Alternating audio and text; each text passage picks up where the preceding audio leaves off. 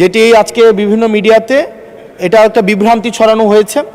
এখন গাড়ি মেইনটেনেন্সের জন্য ৭০,০০০ টাকা করে দেওয়া হয়, কিন্তু আমাদের গাড়ি নেই। আমি কোনো ট্যাক্স ফ্রি গাড়ি চাইনি।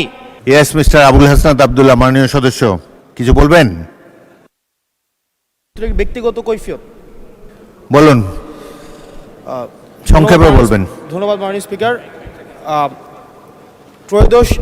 ত্রয়োদশ জাতীয় সংসদ গঠিত হওয়ার পর সরকারি দল এবং বিরোধী দল প্রত্যেকেই একটা কমিটমেন্ট দিয়েছে, বহুদিনের প্রচলিত যে ট্যাক্স ফ্রি গাড়ি এবং প্লট আমরা নিব না, এই বিষয়ে আমরা সিদ্ধান্ত নিয়েছি।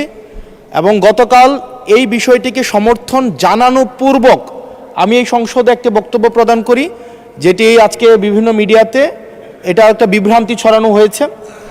আমি আমার জায়গা থেকে যেই ট্যাক্স ফ্রি গাড়ি আমরা নিব না এবং প্লট এই সুবিধাটি যেটা আমরা নিব না, এই সিদ্ধান্ত সমর্থনপূর্বক আমি জানিয়েছি জেলা পরিষদের চেয়ারম্যান, উপজেলা পরিষদের চেয়ারম্যান, পৌর মেয়র, ডিসি, ইউনো, এসিল্যান্ড সহ অন্যান্য সরকারি অফিসার সরকারি কার্য পরিচালনা করার জন্য যেভাবে সরকারি একটি গাড়ি পেয়ে থাকে, ঠিক একই প্রক্রিয়ায় আমাদের যারা সংসদ সদস্য আছে তাদেরকে ঠিক একই প্রক্রিয়া একটি গাড়ি ব্যবহার করা দেয়া যায় কিনা সেটি আমি এই সংসদে আমি জানিয়েছিলাম।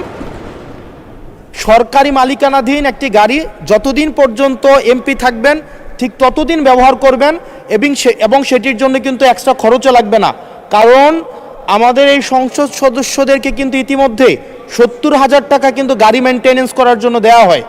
এখন গাড়ি মেইনটেনেন্সের জন্য ৭০,০০০ টাকা করে দেওয়া হয়, কিন্তু আমাদের গাড়ি নেই।